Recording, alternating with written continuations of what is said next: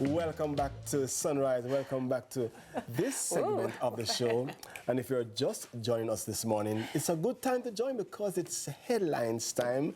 And headlines time, we're excited because we always say, when TK come, pan up. We don't want bad news, pan up. Only good news, pan up. With the vibes, pan up, pan up. Yeah, it's kind of a plea. Great morning. Great morning. It's so good to see you guys. Thank you. Likewise. It's good to be here. Let's jump in. Can we jump into the headlines? Yes, Let's do it. Yes. Are you ready? I'm ready. But before we even do that, let's do a special shout out to Junior Gordon, our sunriser, who's watching this morning from St. Lucia. Cool. What a St. Lucian breakfast looks like, okay, Junior? Because we definitely want to hear that. So hi, and the whole of St. Lucia. Yeah, I love that. Hello. Yeah. Well, let's jump into the headlines. Let's do it. All right. So underground wires may not be the solution. With residents growing impatient with the pace of restoration of electricity in some communities across the country, calls have intensified for the burying of power lines underground. The Director of Communications for the Jamaica Public Service Company, Winsome Callum, says such a move could potentially cost 7 times more to implement. Minister of Science, Energy, Telecommunications and Transport, Darrell Vaz, has also indicated that the government is assessing the feasibility of going that route relative to the power lines. However, the venture would be an expensive undertaking. He was speaking at a cabinet press briefing and he added that credit has to be given to the present system because the electricity grid did not collapse but went down to 30% during Beryl's passage. I think this is one of those double-edged swords where, you know, in many ways we think, yes, that would make sense for when we have, you know, a lot of rainfall, hurricanes, all that stuff. More secure, more efficient. Yeah, and we think, you know, yes, it might cost more now, but in the future it will, you know, be better. But I will say there's also the fact that I know that with underground wires, you also have problems with underground leaks or water getting in, which poses an even bigger problem because it's harder to then find where the issue is to resolve. So at least with the system that we have now, finding the place where it's been breached is a lot easier than if you have to dig up. So I can understand why that would be. It would have to take a long look at that and make sure that it works efficiently. And the question is, where are the success reports from countries who have used underground wires and it has worked and is working? Lots because of, lots of places, man, of course. But again, with us, our problem as well is also flooding. So that becomes a problem when, you know, we don't have sufficient draining or proper drainage. So there's a lot to think about. I just can't imagine that initial cost. It would be. And kids would feel it. And the road infrastructure it would be it's a whole lot. Yeah. And then think about every time they'd have to correct something, and I don't know the inner workings. I'm just saying what I generally know is that then to find that spot, then to correct it is not simple. But someone we might be saying, well, what's the solution? Because what we currently have is not the most efficient way, and of course when we get hurricanes like we just had and we are going to be having, I'm not speaking it, but I'm saying this is a very active season.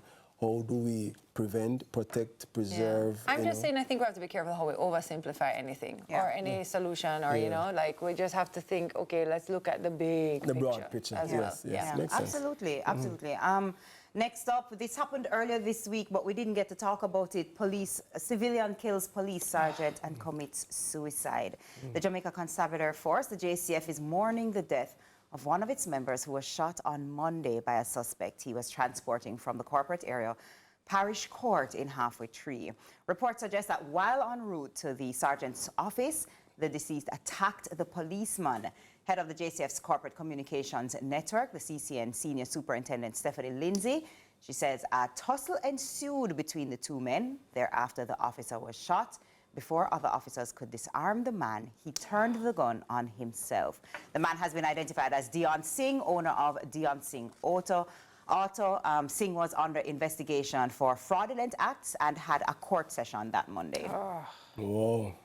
All the way around sad. All the way around sad. Especially, I mean, I just cannot imagine how all the families involved are feeling. Right, because there's nobody to prosecute. Yeah, and for the police officer, you know, like, you know, you're doing your job.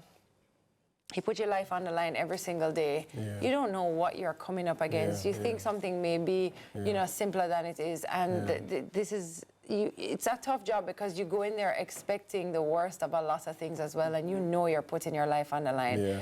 But to see when it actually comes to this, it's heartbreaking. It's heartbreaking. And also, I have to say, like, you know, I don't know the dealings of, or the inner workings of this, but I know it is also very sad when we have an issue of murder-suicide. Because it speaks so much, again, to the wellness or the mental health of somebody, and especially our men who are suffering in Jamaica. I think it was yesterday I was seeing the news talk about police and depression. That's going to say, the study on depression, the JCF officers seeing some of them clinically depressed, and we can.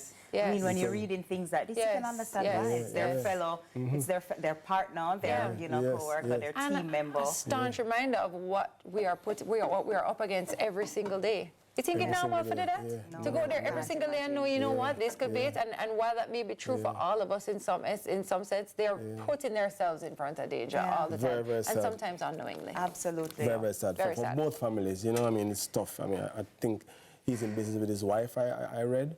I'm sure she's in the middle of all of this trauma all around. You know, it's very sad. I cannot even imagine. I thought we wanted good news, TK. It's supposed to be Why Not Wednesday.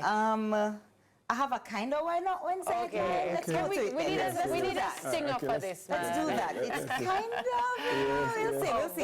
Let's it's try. raining fish cakes. A professional soccer, our football game, was suspended in Norway when fans threw fish cakes and other objects onto the field to protest the use of a video assistant referee, or VAR.